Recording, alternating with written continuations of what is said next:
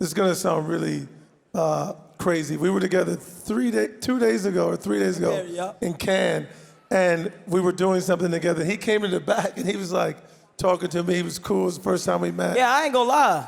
Maverick, forget all of that. I'm a LeBron James! I'm a LeBron James!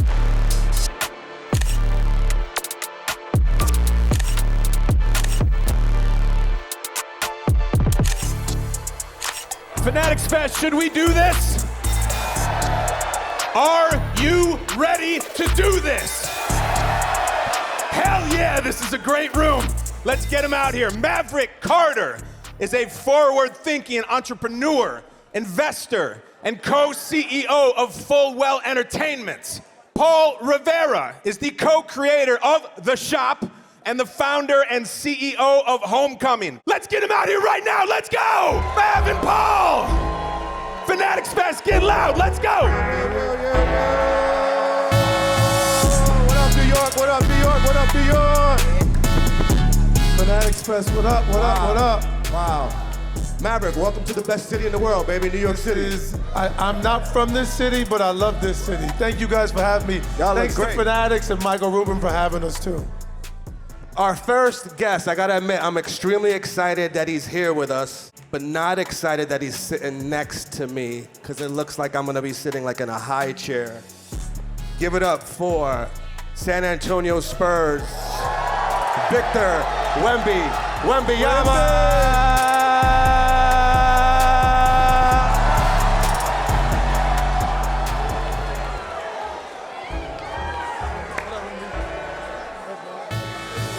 God damn, he's tall. Yo, P, he's really, you're really tall, obviously. I need to lift my... Our next guest is, quite frankly, probably the greatest athlete to ever live, Mr. Tom Brady. How you doing?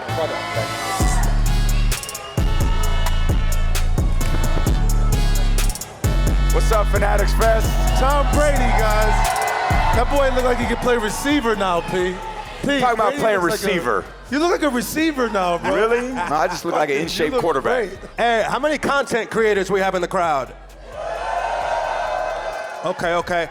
Listen, I've had the great fortune to be around some very famous people, some of which are on the stage now, but this next cat I'm gonna call out might be the most famous person I've ever been around.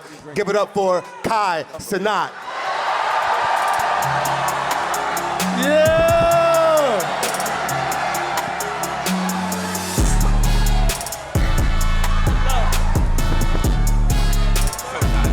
Kai with the Dewey.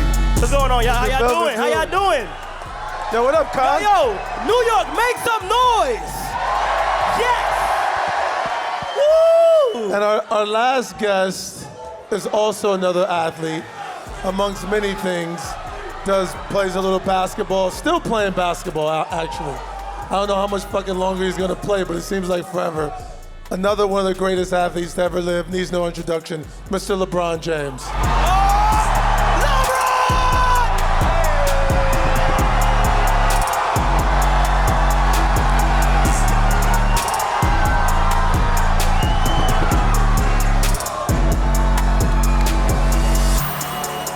Hey, yo, P, that's a hell of a jacket LeBron got. God damn. Bron, did Louis Vuitton make that jacket just for today? I'll talk to them. Did they make this jacket just for today? That's not in stores. No, that's not it. It's not in stores. That's not in stores, right? Not in stores. What a lineup, P. I mean, look at this. Thank you guys for having us. I mean, P and I are here just to facilitate the conversation. What a fucking crew. Listen. And by the way, before we get started, give yourselves a hand. I heard they lined up at 6 o'clock this morning. Give it up. Round of applause, y'all. So obviously, shout out to Fanatics and Michael Rubin for having us in the shop. But let's jump into it, P. You think we should let's get right into it? Hey, hold up. It's only right before we get this thing started. Someone told me we have goats on stage, that there's an actual goat in the crowd somewhere. Where is he? That's right. There he is over there. That's a fanatic. That's a This is fanatic. Fanatic That's Fest. a true definition of a fanatic right there, for sure. Yo, by the way, it's amazing what sports can do. Bring us together, make people love and rally and get together. the emotional, sports takes you on emotional journeys, highs and lows. Tom, for you, when did you realize the impact of sports, like what it meant to be an athlete? When did it really, because when we're kids, you're just playing, having fun. When did you realize, like, oh shit, I have a big impact on the world, on people? Well, when we were kids, obviously, I had 3 older sisters that were probably my biggest sporting inspirations, and they were all great athletes, but I saw what it did for our family. For me to be at the ball fields my entire life, growing up and going to women's softball games and women's soccer games, and I was like, that was my entire life. So it was early age for all of us, and then the fact that we got to move on to a professional level, and then to have my kids, you know, be a part of all these incredible moments that I had, but then to experience it with you guys, I mean, look at what sports is doing for us right now. We're coming from all over the world. The important part is for us always to, you know, hold sports in a high standard, and always, you know, as athletes, I always felt like it was a responsibility to show up every day and give you guys everything I had. And I know LeBron does that. I'm sure Victor's doing that, because you guys are the reasons why we show up every day and play our ass off. Bron, me and you've been doing this a long fucking time. We've been all over the world, from China to all over the place, all over the world. Does it ever cease to amaze you what sports can do in bringing people together like this and people getting excited? And is that why you still play and love it? No, absolutely. I mean, like you said, we've been all over the world, man, and I mean, this is why I still do it. You know, to have people, you know, appreciate what you do. You know, I fell in love with the game because what it did for me and my friends. You know, it brought us together. It kept us out of the streets. You know, it kept us away from harm. You know, so to be able to play the game that I love and continue to inspire you guys and continue to inspire people all over the world, it's the most ultimate thing I could ever do, and I'm always forever grateful, for sure. Okay, and wait, guys, we all want to know this answer. I don't even know. People ask me this question all the time, and I say, I don't know. How much longer, bro? Yeah, how much longer? I really want to know. He's still a young man. Well, I mean, I'm sitting up here with You're still young. You're like 12 played till he was 58, so I'm still 59. 59. How much longer? I don't know, man. Wemby. He looks so good out there. I'm gonna play, but I can't play that much further, and the more and more time that I play, as long as he keeps smacking my fucking shots into the stands, it's gonna make me retire. So you might retire after me. Damn. Wemby, how much longer do you think he's gonna play? I think he's definitely got more in hand, but my bet would be 2 more seasons. 2 more. More. He said up. He's got to make those records truly unbreakable. You got to keep going, because like he's worked so hard to get to this point. Now just make him out of reach. So everyone looks and goes, no, I can't even do that. And Wemby, for you, obviously sports has brought you to a whole nother country. Obviously you played around the world. By the way, in the Olympics, you guys scared the hell out of us. I thought you were going to win that game. You guys really, that was scary watching that game. Yeah. Unbelievable, one of the best games I've seen. But Wemby, what is it for you? What does it feel like for you to be in a whole nother country, playing the sport that you love, living in a city, traveling around America? What does that feel like? And are you loving it? And is it what you expected? Yeah, it's what I expected and more. You know, coming from Europe, basketball in France is not as big as here. And it's the best country here to be an athlete, by far. Obviously. By far. Obviously, it's hard being away from the family, and my life is different from even other top American prospects. But hey, I mean, I got the best life. I mean, I'm so happy, and I know it's a sacrifice you gotta make, being away from my family. Love that. Je t'aime aussi. Je t'aime aussi. Hey, Kai, I'm a little offended. They're up here talking about greatness. No one's asked you or me anything about greatness. Yo, He's definitely doing something right. Yo, I was with Kai. I was just with Kai. This is gonna sound really crazy. We were together 2 days ago in Cannes, and we were doing something together. He came in the back and he was like talking to me. He was cool. It was the first time we met. Yeah, I ain't gonna lie. Maverick, forget all of that. I'm a LeBron James! I'm a LeBron James! Yo, Hey, Hey, This guy hold here on. told me he Hold was on. nervous. Hey, I tried to hold it in, chat. I tried to hold it in, but hey, I'm not about to act like I'm not next to Tom Brady, LeBron James, Maverick, and Wemby. Yo, I ain't gonna lie. I don't even know how I'm here right. I don't even know what's going on right now. Hey, Like, Kai, I don't know, yo, make some noise. Make some noise, y'all. No. Yo, we in your city. This your city. We had that energy. This your city, Kai. I This know I'm your from city. New York. Yo, yeah.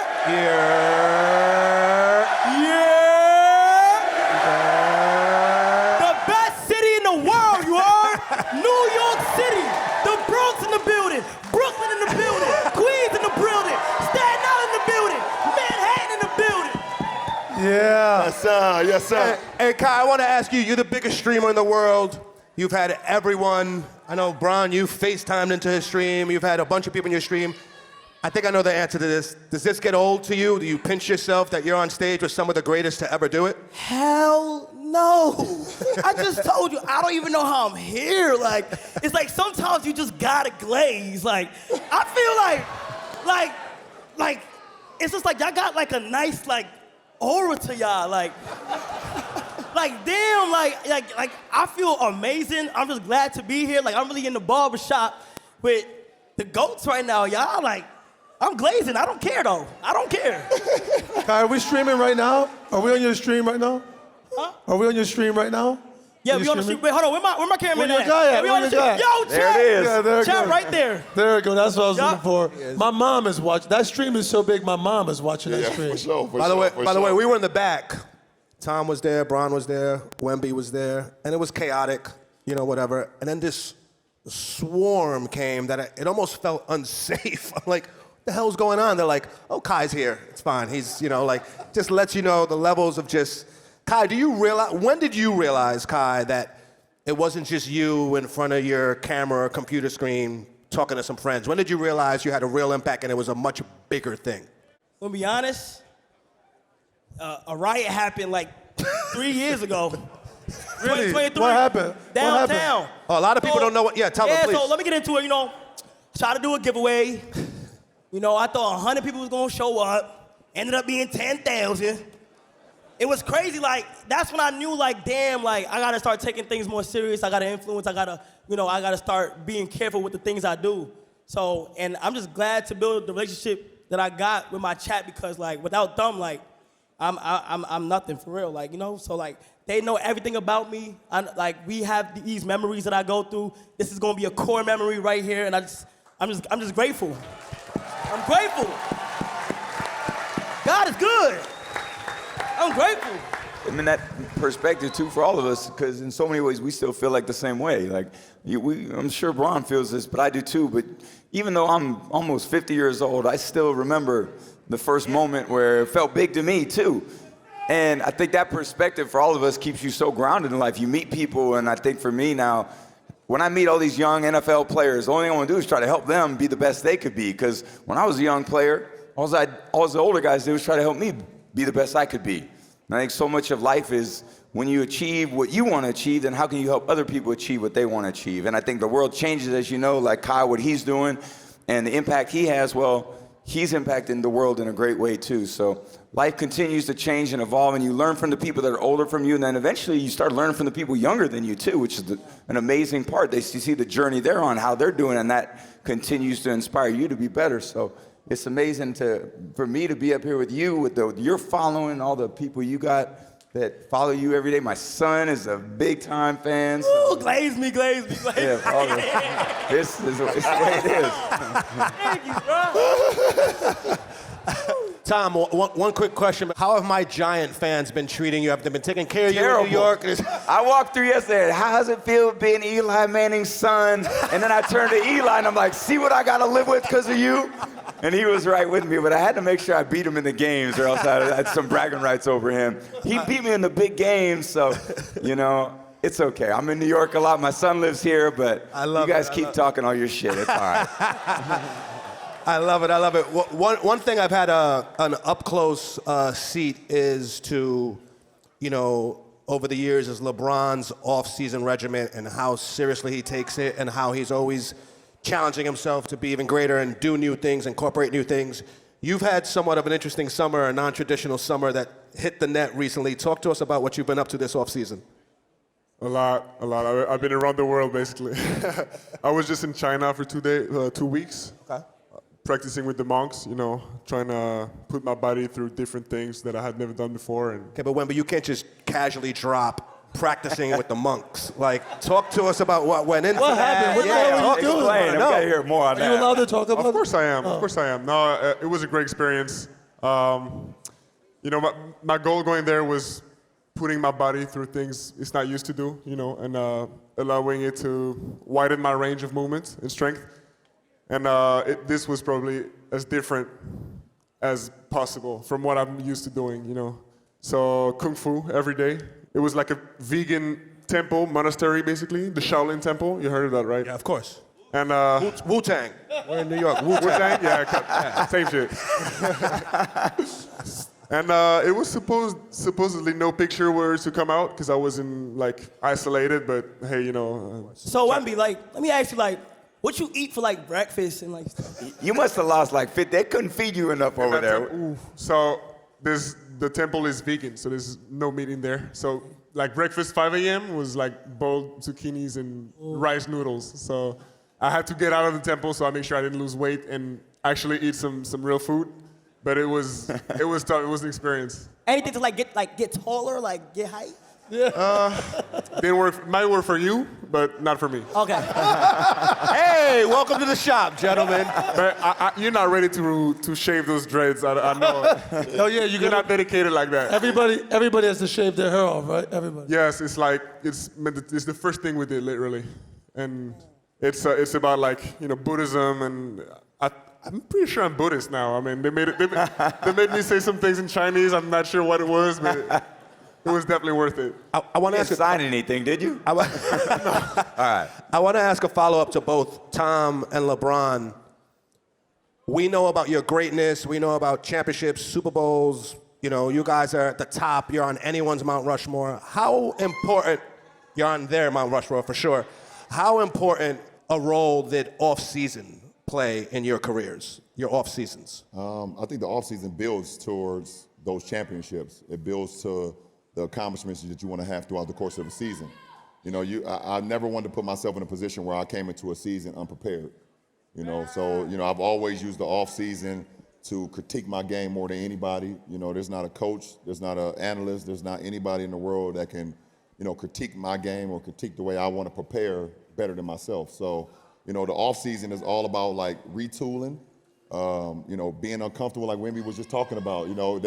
That was the most uncomfortable state he's ever been in, and that's good. That's great for you, being comfortable, being uncomfortable. So, the off season when I've won the 4 championships and I've had, memorable seasons or whatever the case may be, and even when I've lost in championships, that doesn't mean that I wasn't prepared. I was always prepared, and I think it started in the off season. Let me know what you think, but off-season for me is when you separate from the others, when all the work goes unnoticed and it's your chance to do things the work others don't put in. Exactly. Yeah, I think when you're during the season, obviously you're around your guys. And you guys are building towards one common goal, and that's to ultimately host either Lombardi Trophy or the Larry O'Brien Trophy. That is the goal. But the off season is where you get an opportunity to actually do more, like looking at yourself in the mirror and seeing ways that you can be better. Your teammates ain't with you that much in the off season. You will get with them at some points throughout the off season, and you guys running routes and working on timing, or your guys getting into the gym and you guys are working on things. But most of the time, obviously it's spent with family, but also for yourself. Like you have to design yourself to how I am going to be great and put yourself in the most simulated moments possible. So when those moments come during the season, postseason, games that's big games, 3 and 4 nights. These guys play on a Sunday and then have to play again on a Thursday. That type of shit. You have to be able to prepare yourself in the off season for those moments. Tom? Yeah, I think it's so interesting for a long time, and ended up playing 23 seasons. But when I was in college too, I was different than LeBron. And I think LeBron in a lot of ways had a lot tougher path, for me, because there was always such high expectations for you all the time, since high school, and I always admired that he held himself to such a high standard because the standard was already so high. There was a lot of times in my career people didn't expect much from me. So I had to kind of fight a different way.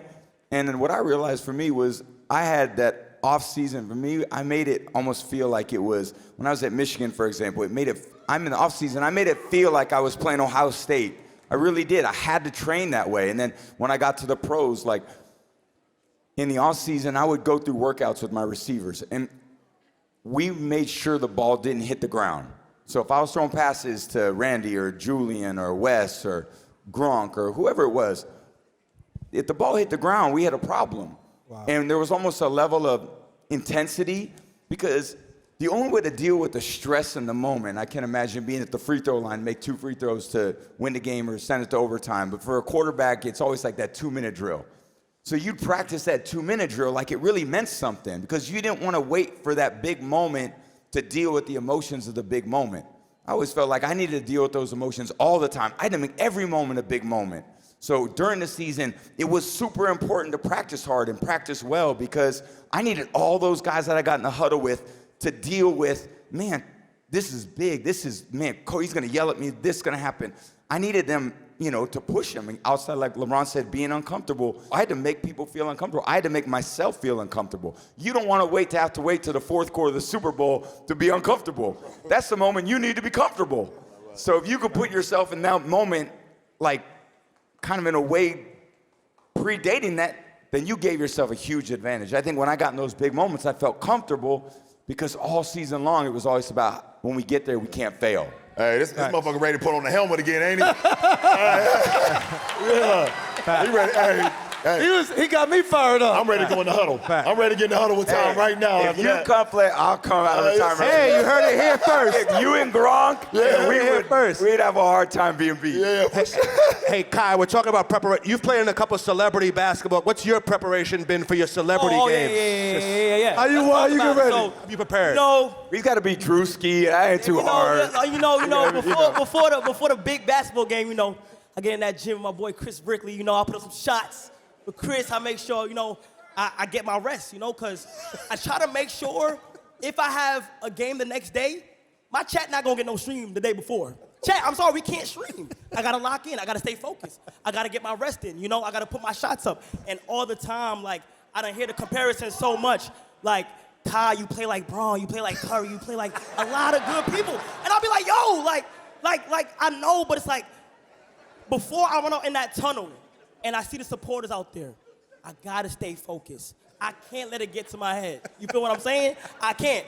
But if my girl on that sideline, I'm dropping 40. Hey, if my girl on that sideline, I'm dropping 40. So, but that's how you gotta be. You gotta make sure you stay focused and stay locked in. Kai, one of the things I love about you already is I know you're funny, you have fun, but you take shit serious. And when we were together, you were talking about your university, the Streamer University. So where did that feeling of responsibility and helping others, making sure you look after people, where did that come from? And what made you develop the university? And tell us about it. So I got inspired to do Streamer University by watching Harry Potter. I was watching it, and I was like, damn, this would be cool to do in real life. And I looked at it in a deeper moment and said, damn, I'm at the point where it's kind of like where the platform I stream on, it's like I'm my own platform in itself. So I can help somebody that's in the same lane as me that might be smaller and give them a chance to shine light. Because I feel like there's a lot of talented content creators. Everybody who in here that do content, y'all know how hard streaming really is. But I feel like the talent sometimes, like, if it's in front of the right people, it's gonna go crazy. And Streaming University was a time to bring big creators and small creators, put them in the same world under a college simulation, and get them to learn different things on how to stream better or how to budget their money and do smarter things while they trying to become the best creator that they are. And what made me happy is helping them. Like, I'm at the point where I'm like, just helping somebody else out feels good. It feels great. So it's like, why not? And I just loved how that concept did work out, and it did do good. So Hey, Kai, I don't know if you realize you actually do have something in common with LeBron. I do? You're both sending people to the University of Akron to get an education, as you are through your LRMR Foundation. Yeah. And you are as well. So it's funny that you say that because I want to stop by that school. I gotta go visit. I wanna go like stop by that school and say what's up to them. Always welcome, always welcome. For sure. Victor, in the NBA, have you found other players, older players, being very helpful to you as you've taken this journey of becoming an NBA player? Yeah, more and more. You know, last time I saw Braun, I told him I had some questions for him. I have a note on my phone, you know, with questions I had to ask you guys. KD, Braun. I had the chance to talk to Jokic for like 45 minutes at All-Star. So, and I'm taking notes. Like when I'm told something, I don't forget it, and it's super precious for sure. is Kai on that list? Yeah. I got to hear what Jokic advice he gave you, because everything he said, I'm like, really? It's quite a bit different. Let me see that notebook. Exactly. I want to see that. I'll show you for sure. Exactly. Tom, you still get calls from quarterbacks in the league now? You still help out? Yeah, all the time. Coaches, owners, general managers, quarterbacks, receivers. So, I feel like I have a great relationship with everybody. And again, it's like, how do we keep elevating sport? And you obviously feel that way about basketball, and you're trying to help streamers. And, you know, I want to continue to see football get better and better. And I think good thing about being on TV, I get to broadcast the games on Sunday, is like, I get a great voice when I don't see it being done the right way. You know, and guys not playing the right way and coaches not calling the right things. And it's a fun thing to be able to do, because I think we all want to see everything continue to get better and deliver the product of football, the games getting better, the better decision making, and guys playing longer, less injuries. And I just think if you can do that, it'll continue to get better and better. I love that. Tom, any advice you could give, you know, to a young man at the beginning of his journey, right? You having maybe the most successful career we've ever seen in football and in sports. Any advice that you'd wish someone had given you at this stage in your career for Victor? I feel like I'm, pretty bad at like advice, because everyone's going to find their own path, and in the end, I did what I felt was right for me. But my journey was different, and I had to take some different paths. Like how I took care of my body was a lot different than how a lot of other guys had to take care of their body. And basketball is a totally different thing than football. Like I had, Mav mentioned me being a quarterback at one point. Now I'm a lot thinner. I'm a lot thinner now because I used to take a lot of hits. So like I had to actually get thick because I had Aaron Donald chasing me, and not that I got to run away from him. Let me ask you this then, Tom. I'm going to make an example up. Any advice for someone that maybe is contemplating retirement, that's played, let's say, 22 seasons in their sport, has won 4 championships? Question, right? Any advice for someone that may be in that space? No, I mean, I could imagine because, look, I went through in many ways what he's gone through, and I think the challenge probably is less physical for him than it is probably mental and emotional. And he's got a lot of other things tearing at him, and there's business things, but his children, and now that Bronny's playing, and Bryce is getting older, and he wants to be there for his family, and there's a lot of family demands. And I think the challenge about getting older as an athlete is like, for all of us, and everyone in here is working, and your work is really important, but so are other parts of your life too. And then you have to make a choice as an athlete, because you don't get to determine when the games are when you're a player. You got to show up and play when they tell you to play. So you miss weddings, you miss birthdays, you miss Christmases, you miss Thanksgivings, and there gets a point where you're like, okay, I just don't want to give that up anymore. To have a little bit more flexibility in your life, and I think that's what weighs on you a little bit. But there's nobody in my mind that's navigated it as good as what LeBron has. You know what's crazy? What he's done in basketball in this age, with all the pressure and intensity that's been on him, and Olympics, and the different teams that he's been on, and he's always done things the right way. He's always risen above all the noise and the BS and continued to deliver. So you're witnessing the greatest ever, and I hope you guys all appreciate that. And you know what? I'ma just say it. Bro, you can't retire, gang. You can't retire. I can't imagine, from my perspective, I'm 23, bro. I've been you've been there the whole time, so it's Literally, it is crazy. Literally, weird. 23. Literally, he's been playing basketball your whole damn life. It'll feel weird. Well, same for Victor as well. He was drafted before I was born. LeBron was drafted at 12 years old, though, twice my age. Wow. Wow. So Kai, how many more years he gotta play for you? Because it's up to you, really. Like 10 more. I'll say like 10 more. That feels fair. Is 10 more good for you guys? Yeah. 10 more? I work on 10 10. more. There it is. It's done. On the shop. 10 more. All Thank right. you, New York. Thank you, Fanatics Fest. What you stretch it out, Bron, for 10 more? We're out of here, man. We're out of here. Thank you guys Yo, so much. appreciate y'all. Appreciate you guys. Yes, sir. Thank you so much.